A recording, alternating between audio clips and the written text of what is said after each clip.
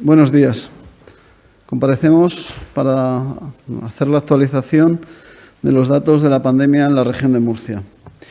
Hoy hace 2 semanas que se decretó la restricción de movilidad entre los municipios y la comunidad autónoma y una semana desde la restricción para la hostelería, restauración y locales de juego y apuestas.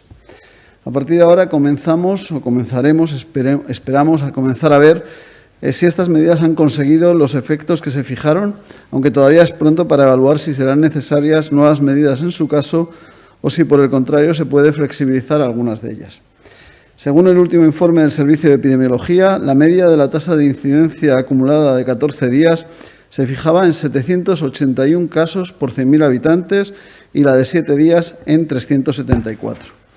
Son tasas aún muy elevadas, pero que parece que dejan entrever que podamos estar frenando el ascenso de la curva y entrando en una fase de una cierta descenso en la meseta, lo que podremos confirmar o lo que deseamos poder confirmar a lo largo de la semana que viene. La situación concreta, según la información del Servicio de Epidemiología ayer a las 23:59, era la siguiente. El número de casos activos hoy a las 0 horas por pruebas de PCR era de 12.752 personas contagiadas. 626 personas se encuentran hospitalizadas, de las que, desgraciadamente, 104 se encuentran en las unidades de cuidados intensivos. De los 702 casos nuevos registrados ayer, 179 pertenecen a la ciudad de Murcia, 53 a Yecla, 47 a Cartagena, 37 a Caravaca de la Cruz y el resto está repartido entre los diferentes municipios de la región. La región registró el día de ayer un dato otra vez pésimo, por desgracia, en cuanto al número de fallecimientos. 13 personas perdieron la vida en el día de ayer a causa de la pandemia. Se trata de 7 hombres y 6 mujeres de edades comprendidas entre los 59 y 93 años, 3 de los fallecidos del municipio de Murcia, 2 de Ceejín, 2 de Molina de Segura y 1 de los municipios de Jumilla, Vanilla, Ceutí, Moratalla, Blanca y Fuente Álamo. Hasta el día de ayer, la región registró un total de pruebas realizadas PCR o antígenos de 438.816 pruebas. En la reunión del Comité COVID celebrada esta mañana, se ha analizado la evolución de la incidencia y efectos de las medidas acordadas, su aplicación y seguimiento en los distintos ayuntamientos y la evolución de la curva en nuestra región. A las puertas de un nuevo fin de semana, hay que extremar las medidas de prevención, el uso obligatorio de mascarilla, el distanciamiento social, evitar lugares donde haya mucha gente y evitar también reuniones de amigos o familiares, ventilar en la medida de lo posible los espacios cerrados en los que nos hallemos cuando no estamos con convivientes. Nos preocupan especialmente las reuniones familiares, tanto en casas de campo como en casas y de reuniones de amigos, porque sabemos que puede ser el principal foco de contagio ahora mismo. Se focaliza en este tipo de reuniones, donde la confianza y la falsa seguridad nos lleva a relajarnos y olvidar las medidas de prevención. En ese sentido, la campaña que ha iniciado la Consejería es muy ilustrativa. El vídeo que se ha difundido por redes y por anuncios es muy ilustrativo de lo que ocurre en la mayoría de las ocasiones. Nos quitamos la mascarilla sin necesidad de quitárnosla precisamente con la gente más cercana. Sabemos que los contagios se producen cuando nos quitamos esa mascarilla y hemos de ser conscientes que el riesgo está ahí. Este tipo de reuniones está haciendo que la situación vuelva a ser preocupante en algunos municipios de la comarca del noroeste o el altiplano. En concreto, en la ciudad de Yecla, en los últimos 14 días se han notificado 472 casos y la tasa de incidencia acumulada ha llegado hasta una cifra muy preocupante de 1.370 casos por cada 100.000 habitantes, en los que los 42 brotes detectados, el 78% de los mismos, 33, y el 76% de los casos están vinculados a brotes que se dan en familias, reuniones de amigos y ocios. También preocupa la situación en algunos municipios de la comarca del noroeste, en donde, por ejemplo, en Caravaca se han detectado 31 brotes con origen de ámbito familiar y un brote en Moratalla a raíz de un funeral acontecido en la localidad. Quiero felicitar a mis compañeros del Servicio de Epidemiología por el trabajo excelente que están realizando en la organización del rastreo, que realmente Es un trabajo ímprobo y que, bueno, un agradecimiento muy especial. Nos están permitiendo en muchas ocasiones determinar las cadenas de contagio en estos brotes familiares, llegando al caso cero y así poner freno antes de la propagación comunitaria de la enfermedad.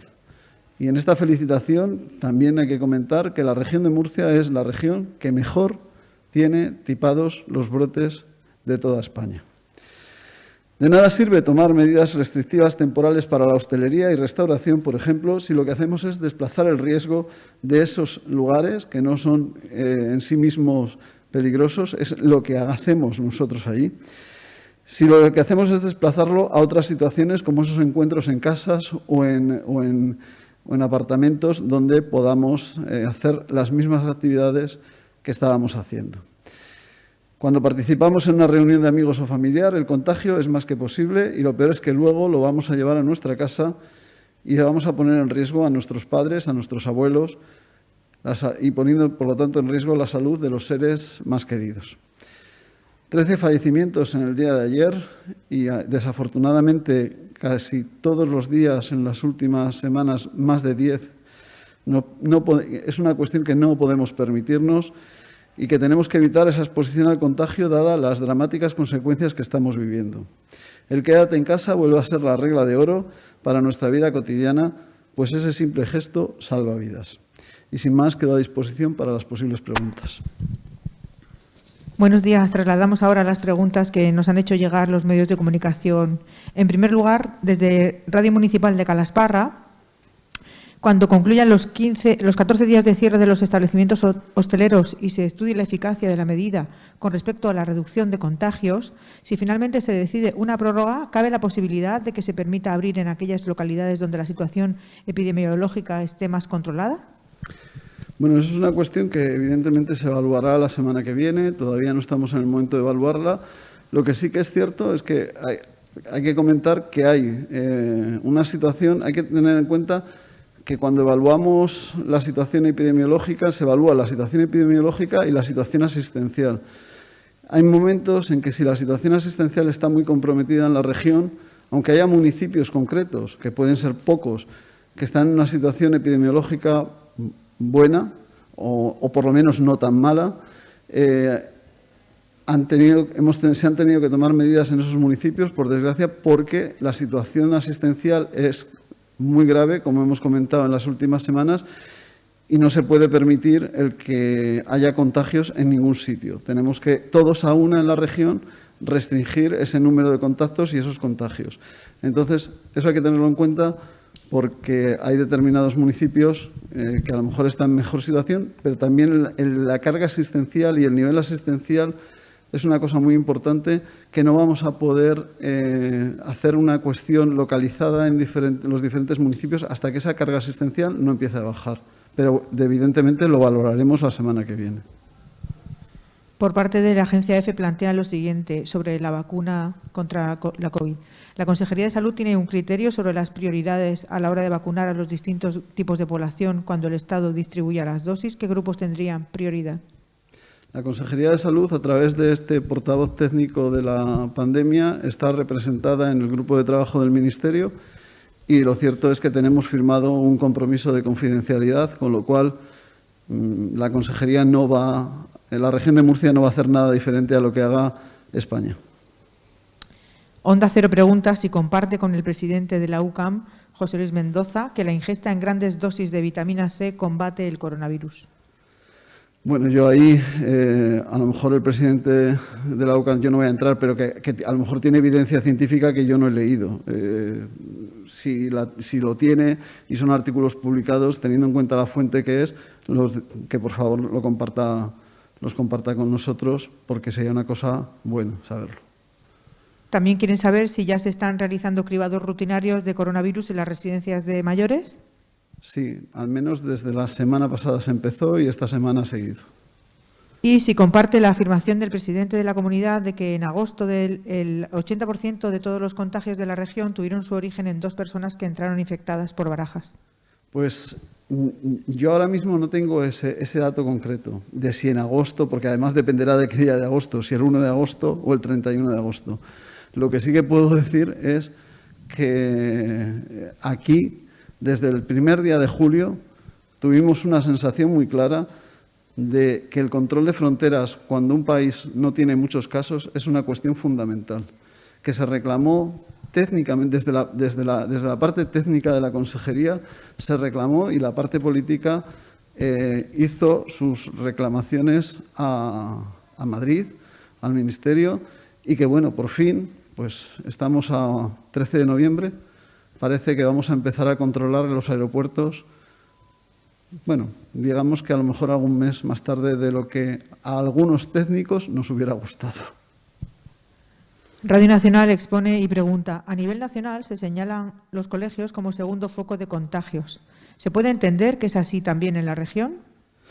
No, y esto es fruto precisamente del buen trabajo que se está haciendo en epidemiología y en salud pública, en el que gracias al rastreo junto con asistencia sanitaria y los centros de salud, en la región lo tenemos tipificado de dónde viene cada caso y cada brote, mucho más que en la media nacional.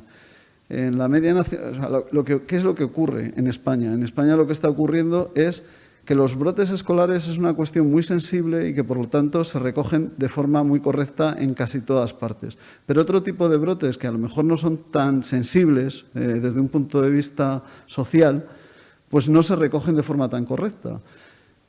Y al final, cuando vemos el porcentaje de brotes causados en centros educativos en la región y el porcentaje en España, tienen poco que ver, pero no es porque aquí tengamos menos, es porque aquí registramos mucho más de todos los ámbitos y queda reflejada la realidad de lo que representan los centros educativos, que afortunadamente son muy pocos. Por otra parte, dicen, muchos docentes se quejan de que los positivos en centros escolares son más de los que se están notificando. ¿Cuál es el criterio que se aplica a la hora de cuantificarlos? ¿Se tienen en cuenta solo los que obligan a tomar medidas? Bueno, en principio, una cuestión, o sea, nosotros tenemos notificados todas las pruebas positivas, vienen a Salud Pública y al Servicio de Epidemiología. La cuestión es que una cosa es casos aislados y otra cosa es un brote. Son cuestiones diferentes, pero notificarse se tienen registrados todos y tenemos controlado todo lo que hay. La Opinión de Murcia pregunta lo siguiente. El presidente del Gobierno ha anunciado hace unos minutos que en España se contratará el año que viene 10.000 plazas más de MIR, enfermería y farmacia. ¿Hay una estimación respecto al número de estas plazas que le corresponden a la región? ¿Y qué valoración hace al respecto? No, escapa totalmente de mi ámbito de competencia y si además el presidente lo acaba de anunciar ahora mismo, como podrán comprender, no lo puedo valorar. Pero en cualquier caso, la contratación de profesionales sanitarios a un sanitario siempre le va a parecer bien. Por otra parte, pregunta si se han planteado restricciones adicionales para las localidades con una tasa de incidencia acumulada mayor, como Caravaca y Yecla. Pues en principio en el día de hoy no se ha planteado y habrá que analizarlo la semana que viene. Y si se van a tomar medidas para evitar aglomeración de ciudadanos en los puntos COVID. Las que se vienen tomando hasta ahora, la distancia de seguridad y demás. O sea, no es una cuestión nueva. Los puntos COVID vienen funcionando ya muchos meses y al final lo básico es mantener la distancia de seguridad. No hay que tomar ninguna medida excepcional. Otra pregunta que formula La Opinión. ¿Plantean ya la posibilidad de ampliar todas las medidas restrictivas más allá del puente de la Constitución? Bueno, no es todavía... A mí se me está pasando lento este tiempo, pero realmente todavía estamos un poco lejos del puente de la Constitución. Valoremos, como decía aquel, ¿no? Semana a semana, minuto a minuto, vamos a ir poco a poco. O sea, no nos vamos a ir hasta el puente de la Constitución, sinceramente.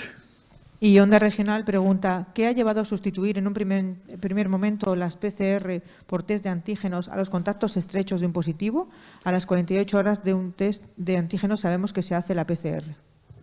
En general, a los contactos estrechos se está empezando, en algunos de ellos, no a todos, pero algunos definidos por protocolo, se está empezando a hacer test de antígeno al inicio de la cuarentena para determinar si esa persona en realidad que tenemos catalogada como un contacto estrecho en realidad es un caso o no es un caso. Y al final de la cuarentena se le viene a hacer una PCR, o sea que no se ha sustituido una cosa por la otra, se ha añadido el test antigénico al protocolo de seguimiento de los contactos estrechos. Pues no hay más preguntas. Muchas gracias. Gracias.